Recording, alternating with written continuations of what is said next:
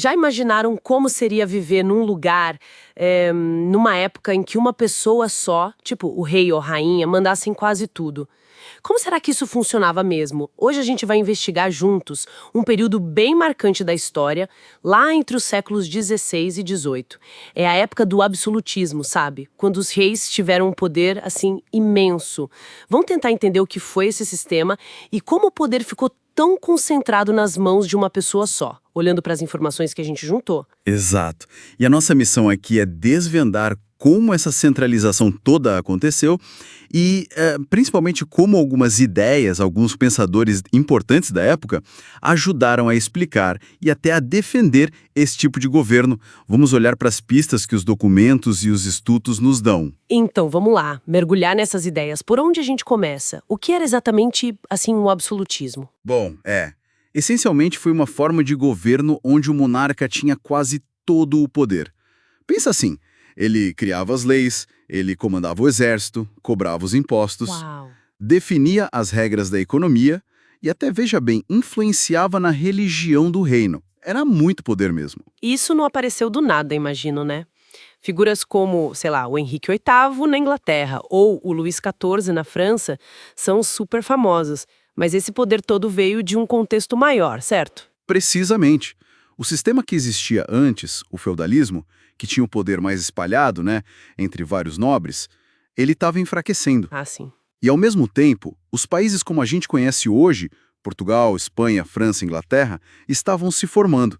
Eles precisavam de um governo forte, centralizado, para se organizar, para defender suas fronteiras e até para competir uns com os outros. E essa centralização teve consequências bem práticas, né? Li nas fontes sobre a ligação com as grandes navegações, isso é importante. Sim, foi fundamental.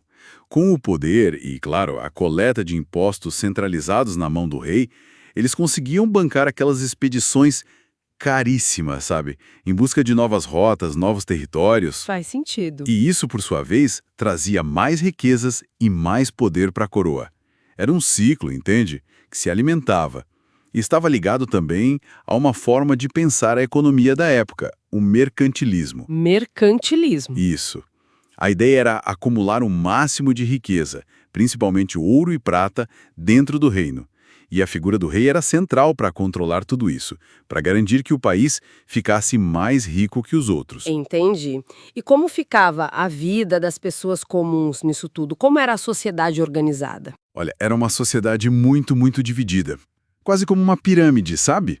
No topo absoluto, o rei. Logo abaixo, viam dois grupos com muitos privilégios. O clero, o pessoal da igreja, Certo. e a nobreza, os donos de terra, os guerreiros, os altos funcionários. Eles geralmente não pagavam a maioria dos impostos e ocupavam os cargos mais importantes. E quem é que, bom, quem pagava a conta, então? Quem pagava era o chamado terceiro estado. Era a imensa maioria da população. Camponeses, artesãos, comerciantes, a burguesia que estava começando a crescer.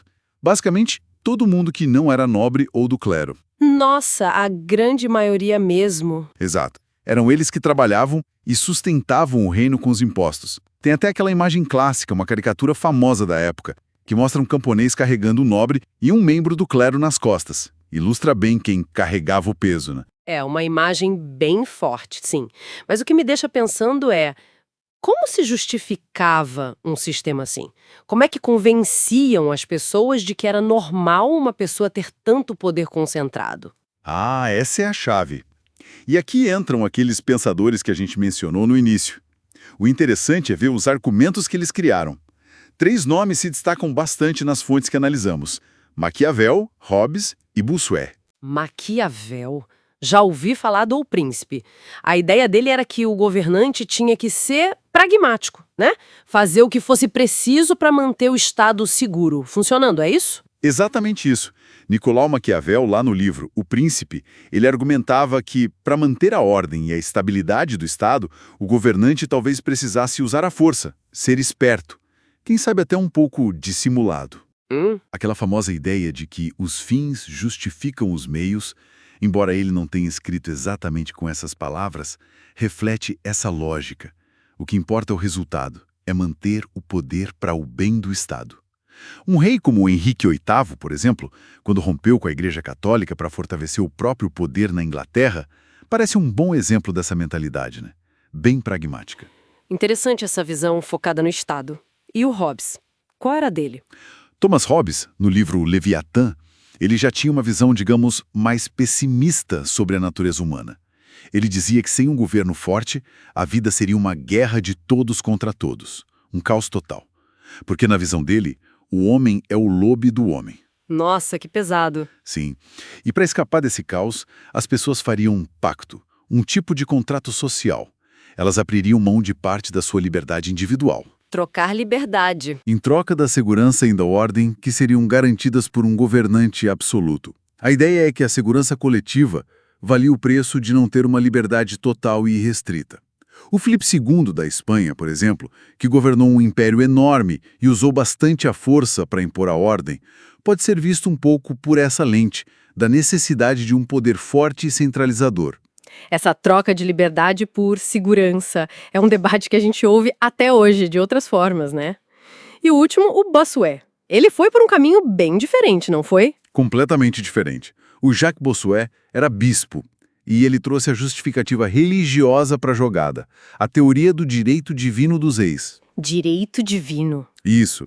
Para ele, o poder do rei não vinha do povo, nem de um contrato, nada disso. Vinha direto de Deus. O rei era o representante de Deus aqui na Terra. Uau! E, por causa disso, a autoridade dele era sagrada, incontestável. Questionar o rei ou desobedecer ao rei seria a mesma coisa que questionar e desobedecer a Deus.